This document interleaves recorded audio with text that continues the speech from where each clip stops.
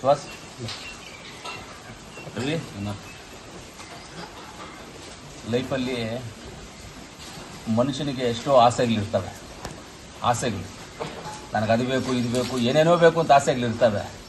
ಆದರೆ ಇವತ್ತು ನನ್ನ 46 ಮುಗಿದು 47ನೇ ವರ್ಷದ ಹುಟ್ಟುಹಬ್ಬವನ್ನು ಇವತ್ತು ನನಗೆ ಆಸೆ ಆಗಿರುವಂಥ ನನ್ನ ಆಸ್ತಿ, ಇದೆಲ್ಲ ನನ್ನ ಆಸ್ತಿ.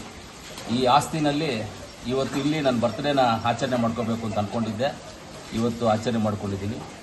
ಎಲ್ಲ ನಮ್ಮ ಅಭಿಮಾನಿಗಳಿಗೂ, ನಮ್ಮ ಕೋಲಾರ ಜಿಲ್ಲೆಯ ಕೋಲಾರ ತಾಲೂಕು, ಮುಳಬಾಗಿಲು ತಾಲೂಕಿನ ಎಲ್ಲ ನಮ್ಮ ಕಾಂಗ್ರೆಸ್ ಪಕ್ಷದ ಮುಖಂಡರಿಗೂ, ಕಾರ್ಯಕರ್ತರಿಗೂ ಎಲ್ಲರಿಗೂ ನಾನು ಧನ್ಯವಾದಗಳನ್ನು ತಿಳಿಸ್ತೀನಿ. ಇವತ್ತು ಎಲ್ಲರ ಜೊತೆ ನಾನು ಹುಟ್ಟುಹಬ್ಬನ ಆಚರಿಸ್ಕೋಬೇಕಾಗಿತ್ತು. ಇದೇ ಸಂದರ್ಭದಲ್ಲಿ ರೀಸೆಂಟಾಗಿ ನಮ್ಮ RCB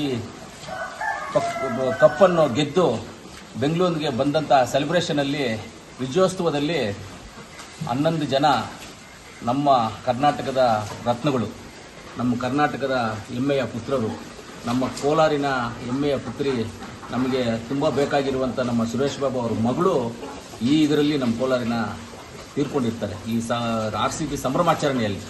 ಆದ್ದರಿಂದ ನನಗೆ ಅದ್ಧೂರಿಯಾಗಿ ಮಾಡ್ಕೊಳ್ಳೋದಕ್ಕೆ ಇಷ್ಟ ಇಲ್ಲದೆ ಇವತ್ತು ಎಲ್ಲ ಈ ಗೋಮಾತೆಗಳ ಜೊತೆ ಯಾರೂ ಇಲ್ಲದೆ ನಾನು, ನನ್ನ ಹೆಂಡತಿ, ಮಕ್ಕಳು, ನಮ್ಮ ಸುವಾಸು, ಈ ಗೋಮಾತೆಗಳನ್ನು ನೋಡ್ಕೊಳ್ಳುವಂಥ ನಮ್ಮ ರವಿ, ಇವರೆಲ್ಲರ ಸಮ್ಮುಖದಲ್ಲೇ, ಗೋಮಾತೆಗಳ ಸಮ್ಮುಖದಲ್ಲಿ ನಾನು ಬರ್ತ್ಡೇಯನ್ನು ಆಚರಣೆ ಮಾಡ್ಕೋಬೇಕು ಅಂತ ಆಸೆ ಪಟ್ಟೆ. ಅದರಿಂದ ಇಲ್ಲಿ ಆಚರಣೆ ಮಾಡ್ಕೊಂಡಿದ್ದೀನಿ.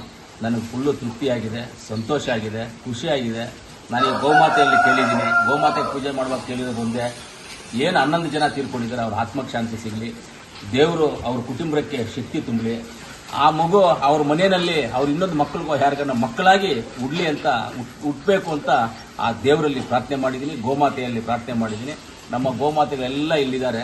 ಇವರು ಇಲ್ಲಿ ಹೆಂಗೆ ಅಂದರೆ, ಗೋಮಾತೆ ಅಂದರೆ ಇಲ್ಲಿ ಯಾರನ್ನೂ ಬೇರೆಯವ್ರನ್ನೆಲ್ಲ ಅಲೋ ಮಾಡೋದಿಲ್ಲ, ಯಾರನ್ನೂ ಒಳಗಡೆ ಬಿಡೋದಿಲ್ಲ. ಇಲ್ಲೆಲ್ಲ ಸ್ವಂತವಾಗಿ ಮಾಡುವಂಥದ್ದು ಇದು, ಯಾರೂ ಒಳಗಡೆ ಬಿಡೋದಿಲ್ಲ ಇಲ್ಲಿ. ಆದ್ದರಿಂದ ಈ ಗೋಮಾತೆಗಳ ಜೊತೆಯಲ್ಲಿ ನನಗೆ ಆಚರಣೆ ಮಾಡ್ಕೊಂಡು ತುಂಬ ಸಂತೋಷ ತಂದಿದೆ.